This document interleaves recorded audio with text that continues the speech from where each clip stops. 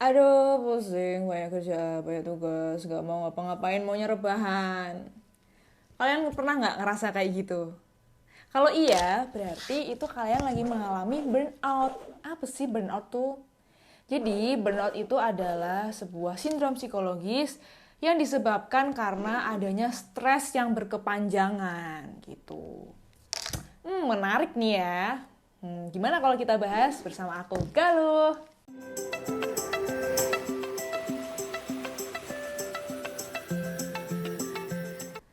Burnout tuh kenapa ya bisa terjadi?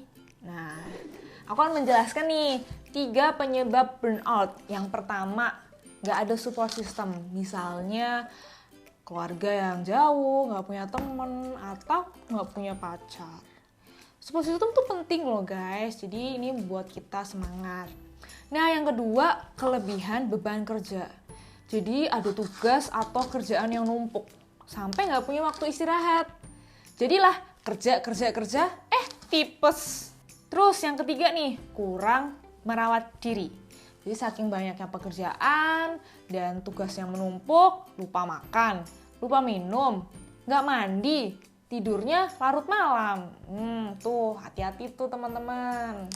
Orang yang kena burnout itu tandanya apa sih? Nah ini ada beberapa ciri-ciri orang yang mengalami burnout. Dicatat ya. Pertama, kalian merasa lelah banget, capek banget karena aktivitas yang kalian lakukan tuh sangat banyak. Kedua, kalian tahu kalian punya pekerjaan yang banyak banget. Tapi mau ngerjain tuh males banget, kayak sinis, bete ngeliat tumpukan kerjaan. Nah yang ketiga, kalian tuh merasa nggak produktif karena mau melakukan sesuatu udah nggak punya tenaga.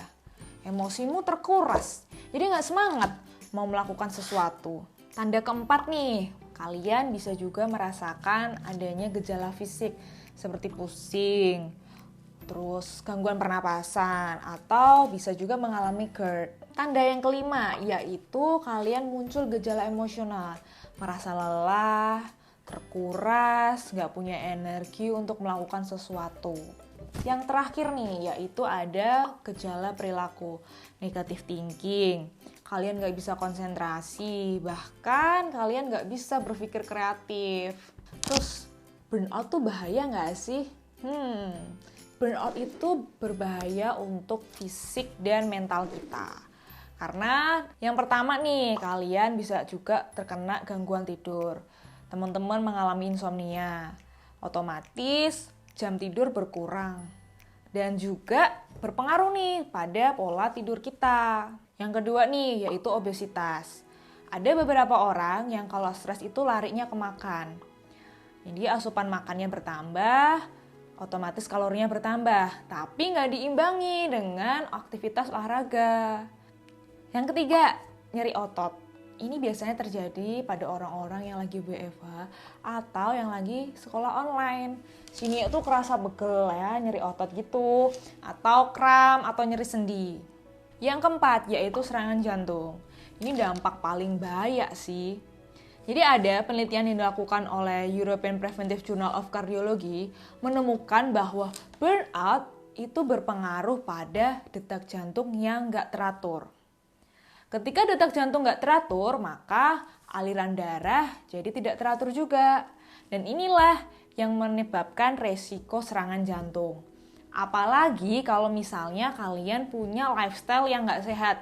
Misalnya ngerokok, nggak pernah olahraga, dan makannya sembarangan. Yang terakhir yaitu diabetes. Seorang yang mengalami diabetes itu dapat disebabkan karena stres yang berkepanjangan. Jadi dia stres, kemudian tidak memperhatikan makannya, tidak memperhatikan asupan gizi, nggak olahraga, dan lupa cek kesehatan.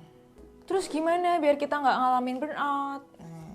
Ada 3 cara menurut buku yang ditulis oleh Luban berjudul Keeping the Fire from Burnout to Balance. Ada 3 hal atau disebut 3R. R yang pertama yaitu recognize.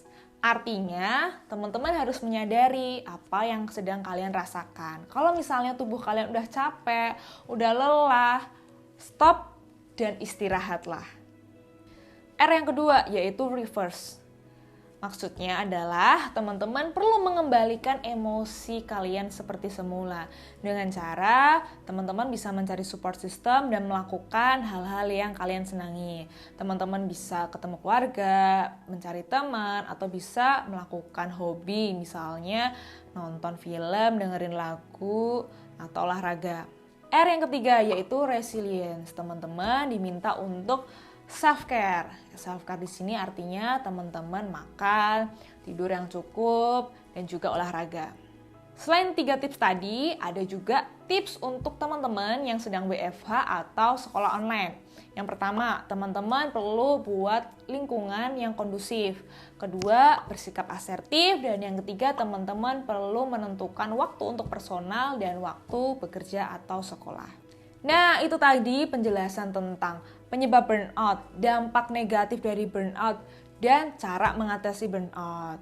Semoga teman-teman bisa mengaplikasikan tips-tips tadi agar teman-teman merasa lebih sehat dan bahagia.